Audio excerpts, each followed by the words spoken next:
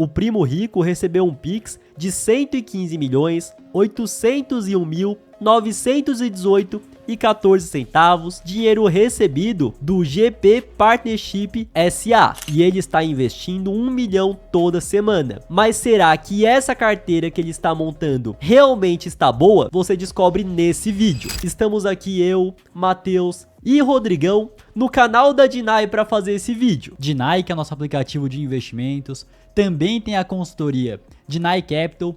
E se você ainda não está inscrito aqui nesse canal, o que é muito provável, já clica no botão vermelho e inscreva-se, que aqui tem conteúdos mais aprofundados, tanto de ações, fundos imobiliários e investimentos no geral. E estamos aqui com o Rodrigão, que é um dos nossos consultores na Dinai Capital, e vamos fazer essa análise da carteira do Primo Rico. E aí, Rodrigão, como que você tá? Bem, tô ótimo. Vamos fazer essa análise, né, e ver se o Primo realmente está investindo bem ou não. E aqui a gente vai falar a realidade, né, Rodrigão? Exato. Não vai ter massagem. Não vamos passar pano, não. Os primeiros vídeos que eu assisti do Primo Rico, do Thiago, foi lá atrás, em 2017. E uma coisa é fato, que ele divide muitas opiniões. Ou a pessoa ama o Primo Rico, ama o Thiago Nigro, ou então não gosta nem um pouco. Eu também acompanhava o Primo Rico desde essa época e até achava que a corretora Rico era dele. Faz sentido, né? Primo Rico, rico. Exato, e não era só eu não, hein? Uma coisa que não dá pra questionar é que ele foi um dos pioneiros na hora de criar conteúdo sobre investimentos e com certeza incentivou muitas pessoas de forma positiva a começar a investir, a entender melhor a bolsa de valores, a ir atrás da liberdade financeira e não ficar dependendo do INSS. E com certeza nós assistimos conteúdos do Thiago, do Primo, há bastante tempo. Já aprendi muito, tanto daquilo que eu devo fazer nos meus investimentos, tanto também aquilo que eu não concordo, que eu não faço nos meus investimentos, e aprendi com ele. E eu vou revelar algo inédito agora pra vocês, que o Thiago Nigro, o Primo Rico, está me devendo desde 2019, vão fazer 6 anos e até hoje ele não me pagou. Tá aqui a minha conversa com o Primo Rico, ó, verificado no Instagram, dia 16 de dezembro de 2019, e eu mandei pra ele: tenho 20 anos e cheguei no meu primeiro milhão investido esse mês. Comecei do zero e cheguei basicamente com o meu canal de games no YouTube, que faço com meu irmão gêmeo. Te acompanhamos e gostaríamos muito de trocar uma ideia. E por que eu mandei isso? Eu não mandei do nada, tá, pessoal? Que eu não tô louco, não. É que o Primo Rico tinha mandado no story dele o seguinte, que se você tivesse atingido o primeiro milhão até os 20 anos, aí tinham outras faixas, que eu não lembro muito bem, porque eu tava nessa daí, mas enfim. Se eu não me engano, eram 5 milhões até os 25, 10 milhões até os 30, aí acho que era 50 milhões até os 50, poderia mandar um direct pra ele e ele convidaria pra tomar um café lá no escritório dele. Por isso que eu mandei isso e eu fui respondido. No mesmo dia ele mandou: parabéns, primo, pode ir nessa semana em SP no meu escritório? E aí no mesmo dia eu respondi: beleza, pode ser sim. Aí depois eu tinha mandado que eu já quero pra tentar puxar um assunto em janeiro de 2020, porque ele não me respondeu mais. Aí depois eu mandei aqui coisa que foi do ManyChat em 21, mas não fui mais respondido e não tive o meu café, né, Matheus? Nem eu, nem o Matheus. Tá devendo, hein, primo? E esse vídeo aqui é uma análise da carteira dele, e é natural que os investidores tenham opiniões diferentes. Então a gente vai ver aqui coisas que nós gostamos, que nós concordamos, que nós teríamos em carteira. Da mesma forma, outros ativos, que eu já vi alguns episódios da série dele, que eu não concordo e não teria na carteira. Isso acaba sendo uma vantagem para você aí, investidor, porque você vai ver diferentes opiniões sobre a montagem de portfólios e vai poder agregar ali o que mais te agradar na montagem do seu portfólio. Outro ponto muito importante, que o Primo Rico recebeu aquele Pix e está investindo toda semana, toda segunda-feira, 1 milhão de reais. E isso não se trata somente da montagem de uma carteira, da montagem de um portfólio. Acaba sendo um reality show que não vai servir somente para essa montagem, e sim que ele também precisa prender e entreter o público. Então o primeiro ponto é que essa aqui não é a carteira final dele, porque ela ainda tá em construção. Então ele já fez 20 e poucos aportes, ainda falta mais de 70% do patrimônio dele para ser alocado. E muitos acabam se questionando: nossa, mas que é muito dinheiro, mais de 100 milhões de reais, de onde ele recebeu tudo isso? E nós puxamos uma notícia aqui, que é de onde nós acreditamos que veio esse dinheiro. Então a XP, corretora gigantesca, aportou quase 200 milhões no Grupo Primo e avalia a empresa em mais de 1 bilhão. Então basicamente a XP adquiriu 17,3% da empresa do Thiago Nigro, que é junto com o Bruno Perini, que é o Grupo Primo. E se eu não me engano, a XP já tinha uma participação antes. E aí o que nós acreditamos fortemente é que esses 115 milhões de reais que o Primo recebeu no vídeo, que recebeu no Pix, é a parte dele. E eu assisti vários vários dos vídeos do Primo montando essa carteira. E em nenhum momento ele mostrou a carteira consolidada e quanto rendeu. E nós mostraremos aqui em primeira mão, porque a nossa equipe aí da Dinai, Gêmeos Investem, pegou, assistiu vídeo por vídeo do Primo, pegou qual que era o investimento que ele estava fazendo na semana, quantas ações ele comprou, quanto ele pagou e consolidamos tudo aqui. Então já aproveita, se você não deixou o like, deixa o like aí, porque foi mais de um dia de trabalho só para fazer tudo isso. E a nossa equipe falou que tá muito próximo da realidade, porque em alguns vídeos o Primo não mostrou o preço médio dele. Então o Primo, até o momento, na gravação desse vídeo, investiu 1 milhão por semana durante 26 semanas. E como é que tá a carteira dele hoje? Então podemos ver que ele tem aqui no Tesouro Direto 23,43%, sendo que grande parte é daquele Renda Mais, né, Renan? Exato. Renda Mais 2065, ainda vamos falar sobre. Ele tem também 10% em fundos imobiliários, possui aqui ETFs internacionais. Se eu não me engano, é somente ETF de renda fixa, né? Sim. ETF de renda fixa americana aqui, possui em criptos, que até agora ele só comprou Bitcoin 13% da carteira. O que mais que ele tem aqui? A maior posição que ele tem é de ações no Brasil, 37,89%. E também tem o fundo de previdência ali, né, Matheus? Ah, é pequenininho aqui, ó. Fundo de previdência, que é o próprio fundo dele também, né?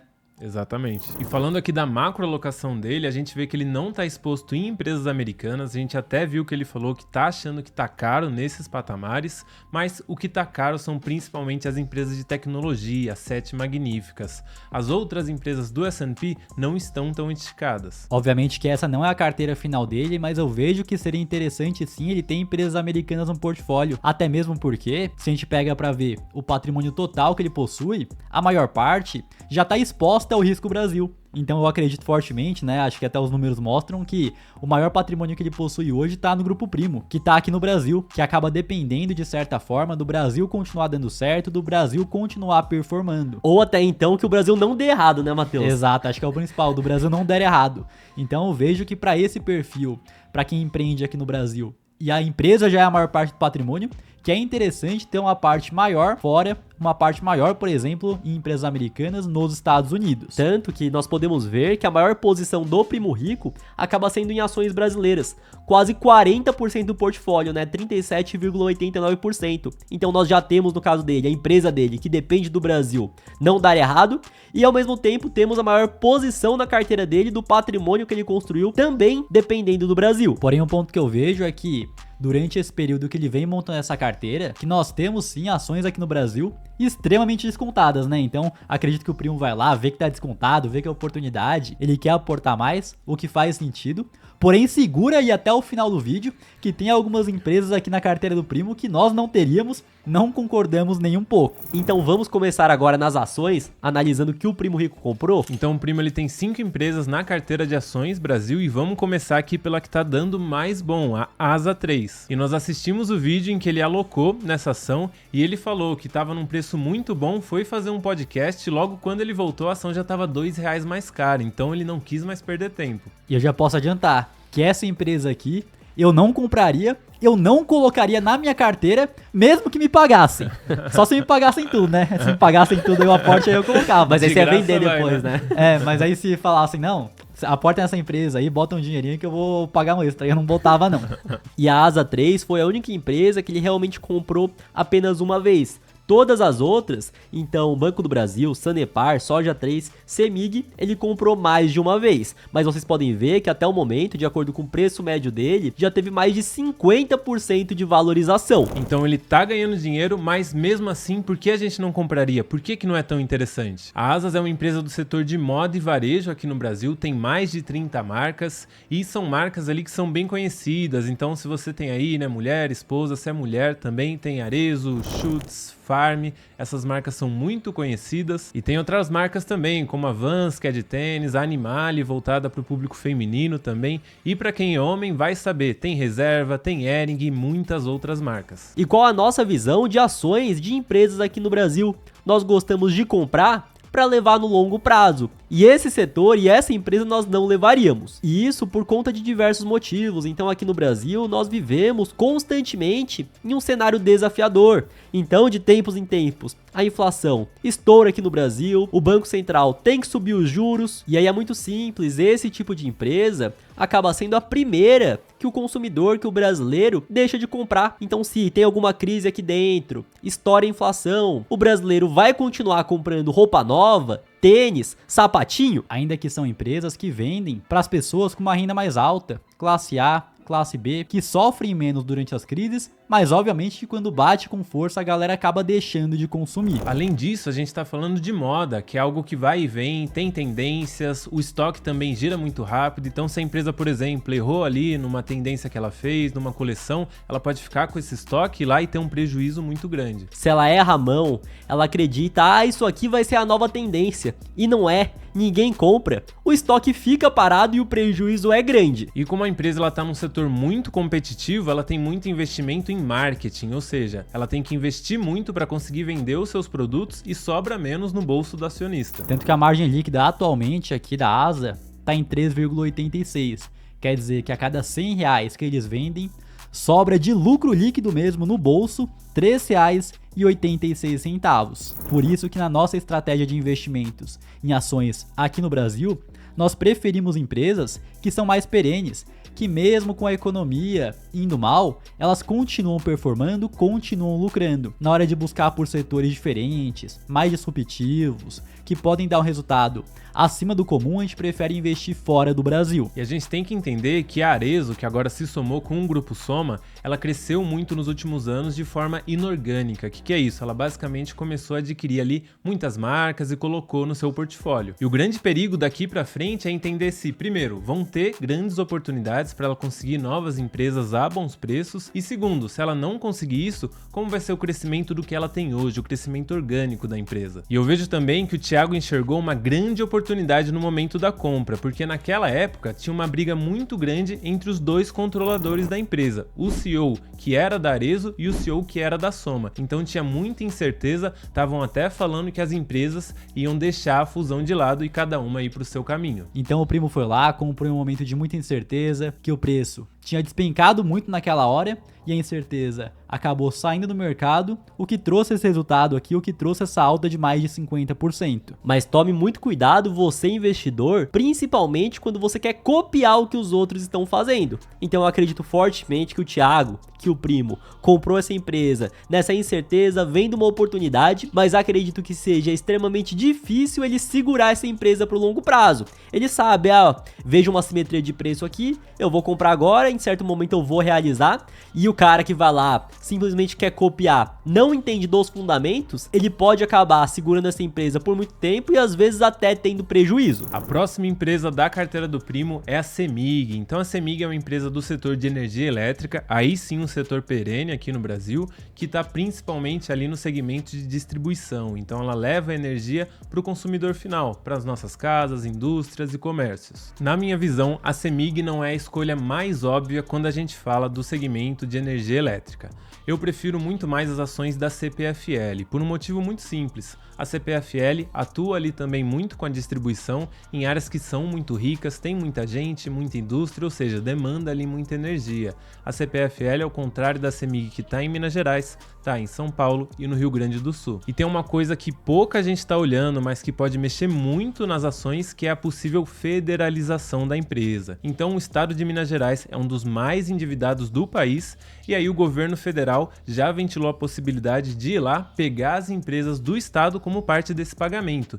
E aí que entra uma incerteza muito grande. Se isso acontecer, como que a gestão da empresa vai trabalhar, o que vai acontecer dali para frente, e isso pode prejudicar muito o valor das ações. O primo comprou o CEMIG 2 vezes, de acordo com o preço médio dele tá subindo 10%, e o que a gente vê acaba sendo isso. Então, é uma empresa de setor perene, porém, a gente vê mais oportunidade, vê como sendo mais óbvio outra empresa, mas no final das contas, um ponto interessante é que na hora do investidor escolher o ativo dele, existe o custo de oportunidade. Então, se você escolhe uma empresa, você está deixando de comprar outra empresa no lugar. E essa aqui pode causar polêmica, hein? A gente vai falar agora da Soja 3, empresa do setor agro brasileiro, que a gente sabe que carrega hoje o país nas costas. Mas eu vou falar para vocês, eu não investiria por nada nessa empresa. E o primo ainda investiu 2 milhões. E eu não investiria por 2 principais motivos. Aqui a gente está falando de commodities, ou seja, é um setor cíclico. E quando a gente fala de commodities, eu vejo outras que me brilham mais os olhos. Então, falando aqui de petróleo e minério de ferro, por exemplo. E além disso, a soja é uma small cap, ou seja, o valor de mercado dela é baixo e pode ser que a volatilidade seja muito alta em alguns momentos. E isso acaba podendo ser muito bom caso dê certo aí os planos da empresa, a cotação consegue subir com mais força pelo valor de mercado ser menor, mas da mesma forma, isso pode ser negativo caso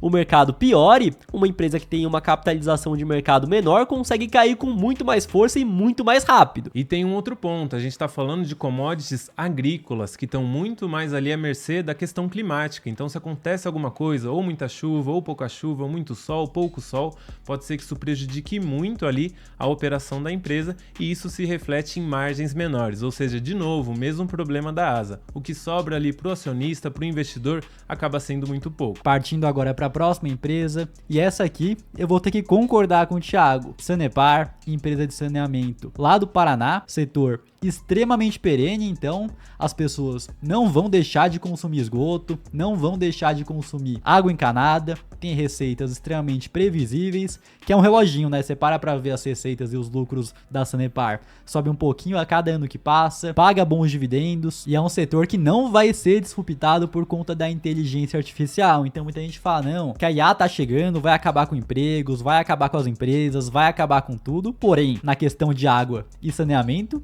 as pessoas vão precisar continuar utilizando, então o primo comprou 2 vezes, andou bem a Sanepar aí nos últimos meses, subindo aí de acordo com o preço médio dele aqui, contando com os dividendos, 28,77%. Então, o Sanepar, o que você vê, Rodrigão? Matheus, eu vejo também que é uma ótima empresa, recomendo aí, né, para os nossos clientes, também está na carteira do canal do Gêmeos Investem, então assim, concordo 100% com você e com o Thiago nessa empresa aqui. Agora, mais uma empresa e eu vou falar que essa aqui nós teríamos e a única empresa, até o momento, das que ele comprou, que está no prejuízo, que é o famoso Banco do Brasil. Então ele comprou 2 vezes também, e mesmo assim, de acordo com o preço médio dele, caindo 20%. Então teve toda a questão da inadimplência, principalmente do agro, que fez com que a previsão dos lucros do Banco do Brasil caíssem muito e, consequentemente, a cotação também. Tanto que no momento que nós estamos gravando esse vídeo, está em 20,83, sendo que Banco do Brasil, alguns meses atrás, estava próximo dos R$30. E ele até aproveitou essa queda e comprou de novo, só que a ação continuou caindo. E tem mais, a empresa logo vai soltar o resultado do segundo trimestre de 2025 e a gente pode ter muita emoção ainda nessas ações. E ele comprou 3 vezes, né? Porque tá com 2.612, né? Tá caindo a ação, então ele comprou 3 vezes. E o que nós acabamos vendo de muitos investidores. Então ele vai lá, começa a aprender sobre investimentos, começa a seguir vários canais e aí ele acaba montando uma carteira baseado no que o outro tá fazendo. Então esse influenciador aqui foi lá, comprou a ação dessa empresa, vou comprar também. Depois ele vê outro canal que o influenciador comprou outra empresa, vou comprar essa empresa também. Mas no final das contas, ele acaba montando uma carteira igual o Rodrigão fala, como é que é? Carteira Frankenstein. Então tem um pouco de tudo, ele não tem estratégia, não sabe o que tá fazendo. E nós temos a nossa consultoria de investimentos, a Dinai Capital. Então ou o Rodrigão ou outro consultor nosso vai te atender, vai montar a tua carteira de acordo com seus objetivos, com os interesses 100% alinhados. Também na questão de economizar impostos, a gente entra também para colocar uma previdência no meio, ou então também na parte de sucessão patrimonial, que é muito importante. E na consultoria a gente vai fazer muito mais do que montar somente a sua carteira. A gente vai ter um acompanhamento personalizado de muito perto. Todo mês a gente vai se reunir, você vai ter acesso ao meu WhatsApp, ao WhatsApp de outro consultor, e a gente vai estar aqui para fazer você aproveitar as melhores oportunidades. O primo sabe que a bolsa tá barata, mas agora a gente tem que saber escolher o que tá barato, separar o joio do trigo, e a consultoria vem para isso. Então no link da descrição tem o link da Dinai Capital para você conhecer um pouco mais da consultoria, e clicando no botão Fale com o Consultor, você já consegue marcar uma reunião com um de nossos consultores já através do WhatsApp. Então ações do Primo Rico já foi, já demos nossa opinião, e agora vamos para outro investimento que é onde ele mais alocou dinheiro. Então, durante 6 semanas, o Primo Rico comprou esse investimento aqui no Tesouro Direto. Tesouro Renda Mais, Aposentadoria Extra, 2065. Então, vocês podem ver que ele está ganhando já 14,85%. Ele colocou 6 milhões, já tem 6.617.000. E muitas pessoas acabam não conhecendo esse tipo de investimento. Tesouro Renda Mais. Para quem conhece os títulos do Tesouro, é como se fosse um Tesouro IPCA+. Basicamente, ele vai te pagar um rendimento fixo acima da inflação. É esse título aqui, Renda Mais 2065. No momento que nós estamos gravando esse vídeo, ele está pagando IPCA mais 6,96%. E o Primo, na hora que ele entra nesse investimento, ele está focando em sair com lucro na marcação a mercado. Como funciona essa marcação a mercado? É muito simples. Então, na hora que nós estamos gravando esse vídeo, ele está pagando essa taxa. Porém, todo dia que você entra aqui no site do Tesouro Direto, varia o quanto ele está pagando. Então, agora está pagando 6,96%, amanhã eu posso entrar e pode estar pagando tanto mais quanto menos. Imagina o seguinte, que eu entro aqui no site do Tesouro Direto, daqui um ano, e ao invés de estar pagando IPCA mais 6,96, está pagando IPCA mais 7,5, por exemplo. Você não concorda que o título que eu comprei agora, que paga IPCA mais 6,96, vale menos? Porque no outro momento que a gente está falando aqui daqui a um ano, tem um pagando mais. Logo, você está perdendo na marcação a mercado. Então, se você quiser vender nesse momento, você vai estar vendendo com prejuízo. Porém, também tem o outro lado. Então, se nesse momento está pagando essa taxa, porém eu entro daqui a um ano e está pagando IPCA mais 5,5, por exemplo, o que eu possuo, que paga 6,96%, paga mais. Logo, o meu tá valendo mais, eu tô ganhando na marcação a mercado. Porém, por ser um título muito longo, que ele vence somente lá em 2065, a volatilidade que ele possui nessa marcação a mercado é muito grande. Porque basicamente, caso você espere até o vencimento 2065, se eu comprar ele agora, eu vou receber a inflação no período mais 6,96% ao ano. Mas é óbvio que o Primo, ele não quer esperar até 2065. Eu, por exemplo, vou ter 66 anos, às vezes o Primo já vai ter passado os 70. Então ele quer sair antes com lucro. E esse é um tipo de investimento que tem que tomar muito cuidado, tem que saber exatamente o que está fazendo, porque, como o Matheus falou, ele tem muita volatilidade e se você aí investir sem uma estratégia, sem saber muito bem o que está fazendo, pode ser que você precise do dinheiro e aí no momento da retirada saia no prejuízo. E pode ser que você veja ali uma variação negativa, entre em desespero e venda o seu título sem ter precisado fazer isso. Mas o que eu vejo é que nós temos taxas muito altas nesse momento, a tendência do médio e longo prazo é que elas venham a cair, e eu acredito que o Primo vai conseguir sair com lucro aí na marcação a mercado, vai ter feito um bom negócio. E ele pegou o título com vencimento mais longo que tem no Tesouro Direto, que vence em 2065. E quanto mais longo é o vencimento, maior é essa variação, tanto para cima quanto para baixo. Então, nesse caso, o Primo já foi extremamente arrojado, extremamente agressivo, buscando sim um grande ganho aí no médio prazo. Agora vamos para a parte dolarizada da carteira do Primo, que ele comprou 3 vezes, ou seja, colocou 3 milhões de reais, já aparece a posição em dólares, né? Pouco mais de 500 mil dólares, que foi no ETF VCLT. O VCLT é um ETF, mas ele não investe em título público americano, por exemplo. Ele investe em dívidas de empresas, os corporate bonds, o que naturalmente traz mais risco. Afinal, a gente sabe que os governos, no fim do dia, mesmo imprimindo muito dinheiro, são os entes mais seguros da economia, justamente por esse motivo. Já as empresas têm um pouco mais de risco. E assim como no Renda Mais, os títulos dentro do VCLT são de longuíssimo prazo, 20 anos ou mais, ou seja, ele sofre muito ali da marcação a mercado. Tanto que nós podemos ver aqui que nos últimos 5 anos ele teve uma queda bem acentuada aqui, saiu dos seus 100 dólares aqui a cota para atualmente estar por volta dos 75 dólares por conta da marcação a mercado. Então lá atrás, 2021, o juro nos Estados Unidos estava próximo de 0 e nós tivemos uma subida absurda nos juros, então ele saiu de 0, chegou a 5, agora está 4 e pouquinho.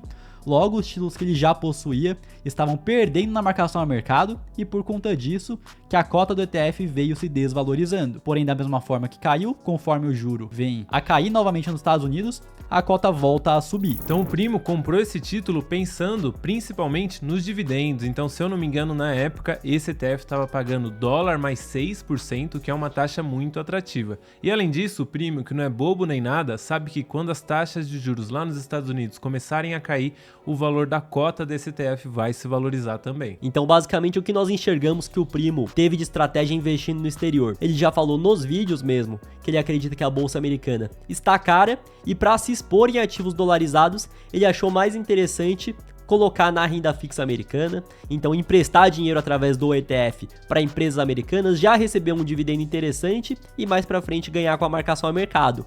Um ponto que eu vejo é o seguinte, que ele não se expôs até o momento em empresas americanas. Falamos antes no vídeo que nós acreditamos sim que as empresas de tecnologia, as 7 magníficas, estão a preços mais esticados, mas temos também empresas americanas que não subiram tanto, que não estão com os múltiplos tão altos. Ele ainda tem mais de 70% do capital dele para alocar, mas eu particularmente já teria algumas empresas americanas no portfólio. Mas você aí também não precisa se expor à marcação a mercado, principalmente se você for investidor iniciante. Então você pode pegar lá ETFs dolarizados que não vão ter toda essa volatilidade e vão te pagar rendimentos recorrentes, como exemplos aqui, o SGOV ou o BIL. O primo também comprou Bitcoin, comprou 3 vezes, e aí sobre o ativo, sobre o Bitcoin não tenho muito o que falar, acredito bastante pro longo prazo, então os governos, os bancos centrais vão continuar imprimindo mais reais, mais dólares, o Bitcoin só vão existir no máximo 21 milhões de unidades, e nós vemos a cada dia que passa que temos empresas, governos, mais pessoas se interessando pela tese do Bitcoin.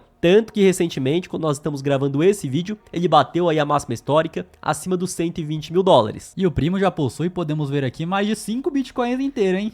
Aí tá bom, né? Tá bom, O hein? primo tá bem aí. E o que eu vejo também, que eu acompanhei alguns desses episódios, foi que primeiro ele comprou acima dos 100 mil dólares, caiu, ele comprou um pouco mais, por conta principalmente de toda a questão macroeconômica, do tarifaço do Trump.